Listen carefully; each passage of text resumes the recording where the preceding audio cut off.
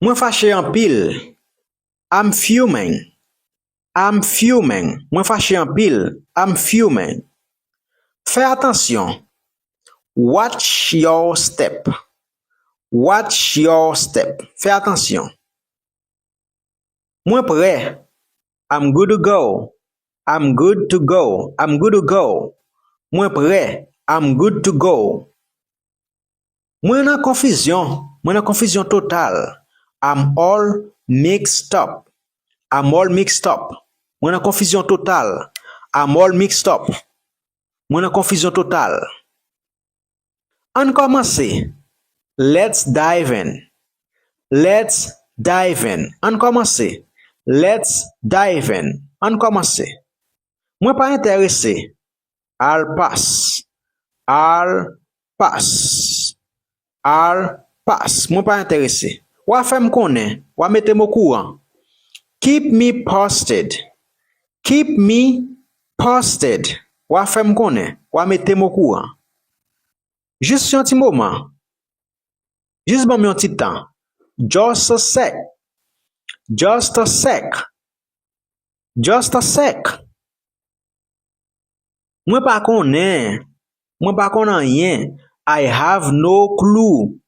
I have no clue. Mwen pa konnen rien. I have no clue. C'est pas problème. C'est pas grand chose. It's no big deal. It's no big deal. C'est pas problème. C'est pas grand chose. It's no big deal. C'est pas problème. C'est pas grand chose. On rencontre pita. Let's catch up later. Let's catch up later. On rencontre pita. Let's catch up later. Prends temps. Take your time. Take your time. Prends temps. C'est kounya ou jamais. It's now or never. It's now or never. C'est kounya ou jamais. It's now or never. Rale kou sou mwen. Get away from me. Get away from me. Rale kou sou mwen. Get away from me. Rale kou sou mwen. Ou pas de choisir ça qui fait plaisir. Imagine ou faire moun cadeau un bagay, ou vous le prendre et puis la choisir tout ça qui bon yo. Tout ça qui pas bon le quitter pour. Eh bien, ou pas de choisir tout ça qui fait plaisir yo. You don't get to pick and choose. You don't get to pick and choose. Okay? You don't get to pick and choose. Aide ma aide yo. Kon kap di ça en anglais. Scratch my back, I'll scratch yours. Scratch my back, I'll scratch yours. Edem ma ede ou tou. Fote dom ma fote dou. Scratch my back, I'll scratch yours. Ou dwe pren la précaution. Take it with a grain of salt. Take it with a grain of salt. Ou dwe pren la précaution. Ki sa ou tap regle? What have you been up to? What have you been up to? Ki sa ou tap regle? What have you been up to? Reporte décision an. Reporte décision an. Kick the can down the road. Kick the can down the road. Reporte décision an. Kick the can down the road. Ou ka ban mi yon minute? Do you have a minute? Do you have a minute? Ou ka ban mi yon minute? Do you have a minute? Assire ou que ça pas arriver encore. Make sure this doesn't happen again. Make sure this doesn't happen again. Assire ou que ça pas arriver encore. Fok mwen al pipi. I gotta take a leak.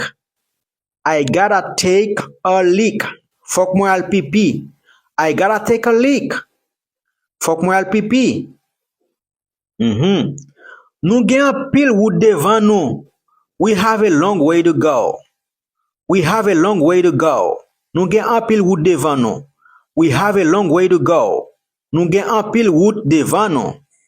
Si nou ale tout droit nap mouri. If we stay the course, we are dead. If we stay the course, we are dead. Si nou ale tout droit nou mouri. If we stay the course, we are dead. Pardon pour retard. I'm sorry for the delay. I'm sorry for the delay. Pardon pour retard. Patience mwen komanse fini. My patience is wearing thin. My patience is wearing thin. Patience mwen komanse bout. Patience mwen komanse fini. Pa fè méchanceté. Don't be mean to me. Don't be mean to me. Pa fè méchanceté. Don't be mean to me. Pa komplikel, li bien facile. Don't complicate it. It's a no-brainer. Don't complicate it. It's a no-brainer. Pa komplikel, li très facile. Don't complicate it. It's a no-brainer. Li mouri depi ane pase. He kicked the bucket last year. He kicked the bucket last year. Li mouri depi ane pase. He kicked the bucket last year. Cherche valè ou. Mette garçon sou ou. Kon kapab di sa en anglais. Grow some balls and be a man. Grow some balls and be a man. Cherche valè ou. Mette garçon sou ou.